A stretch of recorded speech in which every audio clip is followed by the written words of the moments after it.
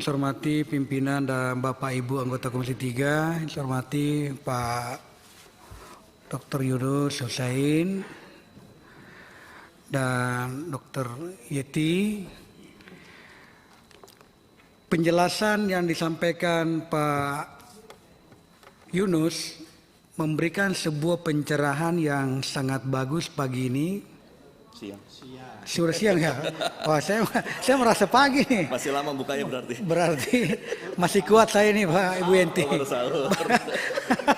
Baru sahur katanya. Alhamdulillah berarti berkah ini puasanya. Penjelasan ini membuat saya semakin yakin bahwa dengan susunan paper yang telah disampaikan juga di hadapan kita ini, semakin yakin saya bahwa saya melihat Bapak menjelaskan di sini tentang rahasia jabatan, bahwa bagaimana tentang kerahasiaan jabatan itu, di mana para pejabat atau pegawai PPATK itu, penyidik, penuntut umum, atau siapapun yang memperoleh dokumen atau keterangan dalam rangka pelaksanaan tugasnya, menurut Undang-Undang TPPU ini wajib merahasiakan dokumen atau keterangan yang ada. Nah, saya melihat beberapa berita-berita sangat menyudutkan sekali sahabat saya Pak Arteria di beberapa media.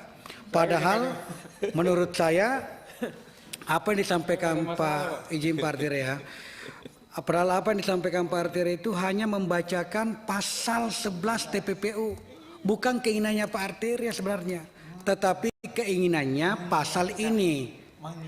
Beliau berniat baik mungkin untuk mengingatkan saja sesuai yang ada dalam pasal 11 itu yang di depannya Pak Arteria.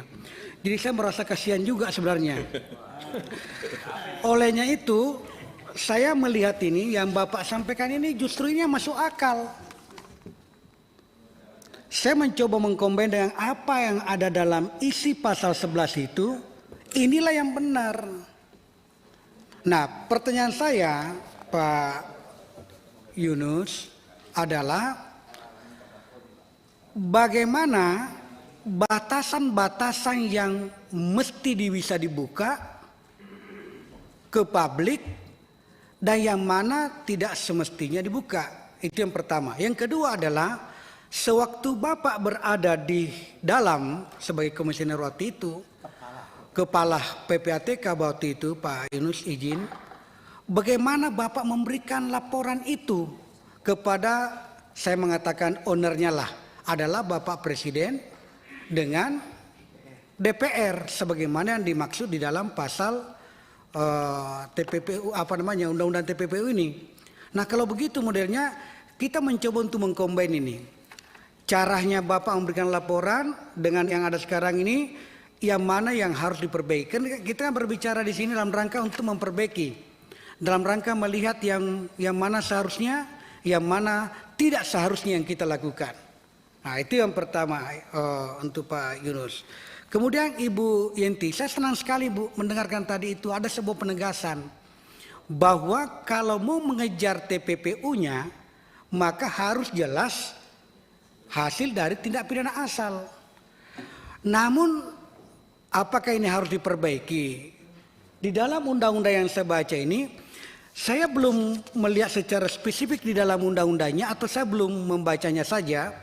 Di pasal berapa kira-kira bisa ditegaskan itu bahwa sebelum sampai di TPPU-nya maka tindak pidana asal harus lebih dikejar dulu maksud saya. Apakah bisa dimasukkan dalam atau ada rujukannya di dalam undang-undang TPPU itu sendiri, supaya ini menjadi bahan bagi aparat penegak hukum kita nanti dalam rangka melaksanakan tugas dan fungsinya. Nah, ini dua hal ini menurut saya menjadi background dalam berpikir saya dari kemarin sebenarnya. Nah, terkait dengan angka 349 menurut Pak Yunus kira-kira sebagai mantan kepala PPATK, bagaimana cara menghitungnya sehingga bisa mencapai 349 kira-kira, meskipun bukan di eranya Bapak ini, tapi ada bayangan yang bisa kita petik Pak Yunus, kira-kira cara menghitung untuk mendapatkan ini, karena ini angka yang seperti yang disampaikan tadi Ibu Yenti ini angka yang sangat besar sekali. 1 triliun saja sudah berapa juta? Kalau itu di bawah 1000 miliar, berarti 349. Duitnya orang Sopeng dikumpulin nggak nyampe sih. Nggak nyampe Pak Arsul, nggak nyampe. Luar biasa. Jadi cara ya, kalau 349 triliun dibawa ke sebuah gudang, 1 Sopeng tidak cukup Pak. Nah itu, tidak cukup Pak. Beli es krim, apalagi beli es krim bisa banjir itu. Nah, kira-kira bagaimana cara menghitungnya ini Pak Yunus? Dengan cara yang pernah Bapak lakukan. Jangan sampai benar katanya Pak Tobas tadi dengan Pak Arsul mengatakan, jangan-jangan ini berhitungnya kalau 100 miliar lompat satu kali 50 miliar menjadi 150. Kemudian pindah lagi 100 miliar menjadi 250 miliar. Jangan-jangan seperti itu. Atau seperti apa modelnya? Saya bukan berarti saya tidak mempercayai Pak Arsul. Tetapi bagus kalau kalimatnya dari Pak Yunus. Kira-kira sebagai mantan kepala PPATK. Ini penting sekali supaya ada bayangan juga untuk masyarakat. Karena ini disaksikan oleh masyarakat di luar.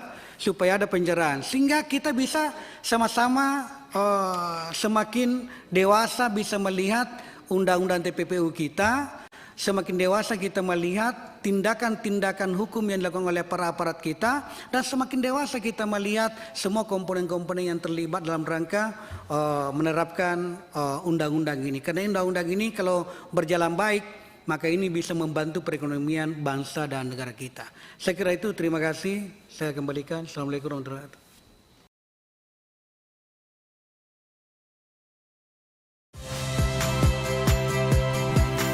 Saya Tifa Solesa. Saksikan program-program Kompas TV melalui siaran digital, pay TV, dan media streaming lainnya. Kompas TV, independen, terpercaya.